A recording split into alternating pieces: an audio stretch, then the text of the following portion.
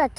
প্রিয় ভিউয়ার্স, আমি এই মুহূর্তে দাঁড়িয়ে আছি পাকা সোনালী ধান ক্ষেতের মাঝে। কৃষকরা তাদের কষ্টে এই কৃষি ধান ফলন করেছে। এই মাটি, এই ধান আমাদের গর্ভের।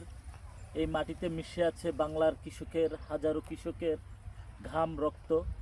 আমরা কৃষকের প্রতি শ্রদ্ধা জানাই, যাদের কষ্টের কারণে আজকে আমাদের এই অন্নের ব্যবস্থা হয়।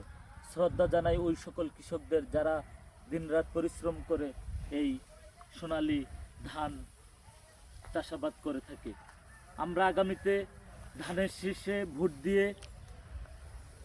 দেশনায়ক তারেক রহমানের হাতকে শক্তিশালী করব এবং তারেক রহমানকে আগামীর রাষ্ট্রপ্রধান হিসাবে আমরা এই দেশে তাকে প্রতিষ্ঠিত করব।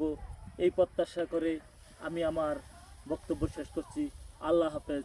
বাংলাদেশ জিন্দাবাদ, তারেক রহমান জিন্দাবাদ, খালেদা জিয়া জিন্দাবাদ, জিয়াউর রহমান অমর হোক।